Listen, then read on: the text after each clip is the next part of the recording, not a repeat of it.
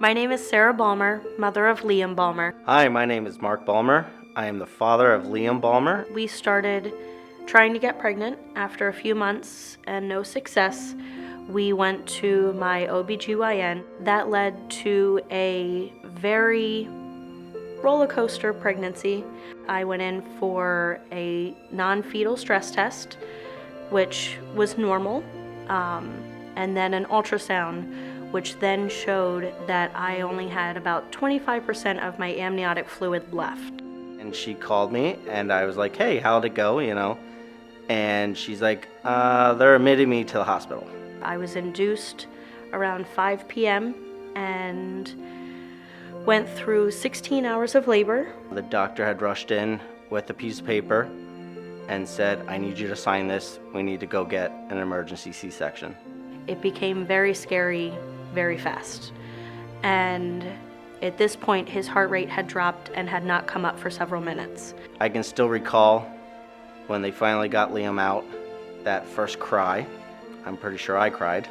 He was born at 11:09 a.m. on Friday, June 7th, and he weighed 5 pounds 12 ounces and was 19 and a quarter inches long. So he was a peanut. We thought everything was behind us. So we thought. And about 12 hours later, we noticed that he looked a little different. His color wasn't the best. My parents and Sarah's parents came in that evening to visit, and they all kind of came in at the same time. And my mom had mentioned that he looks a little blue.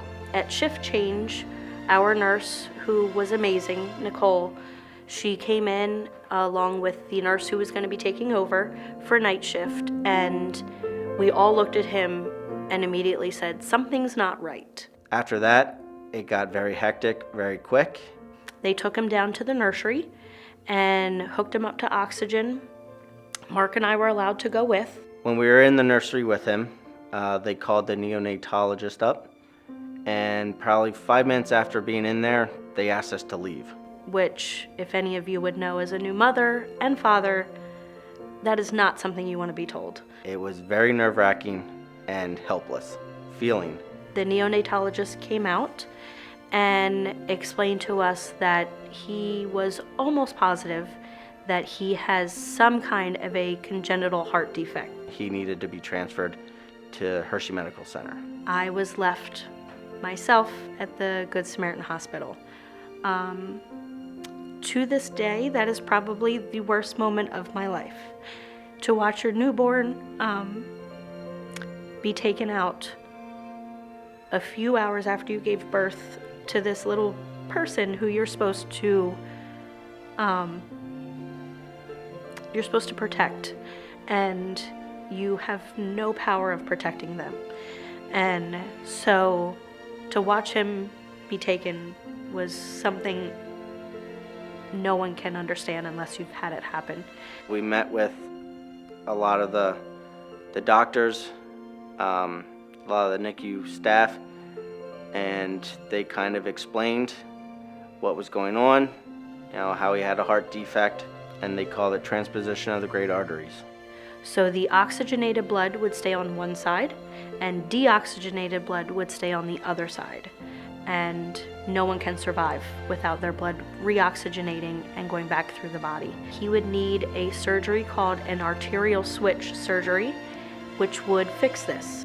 The surgery was supposed to last about 5 hours. They went through, did the heart surgery, which was 100% successful. So after he came out of surgery, we got settled into his room, which would be his home for the next 2 weeks. The nurses took wonderful care of him. He was on many medicines, many IVs. He had pretty much a tube coming out of everywhere. I can remember about a week into it when they finally pulled the breathing tube, hearing him cry for the first time in a week. Probably the next scariest thing for us was the concern of him being able to breathe on his own after this.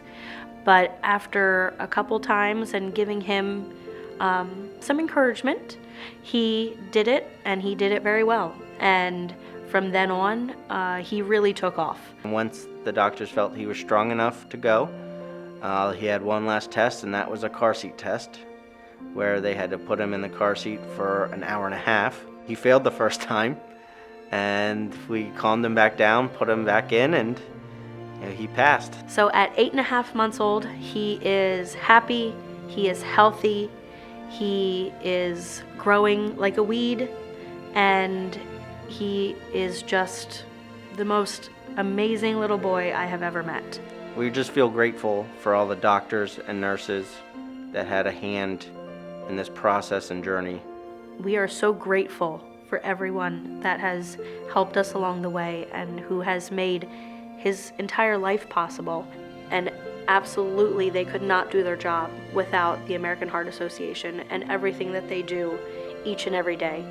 And we are so grateful for everyone. We just could never say thank you enough.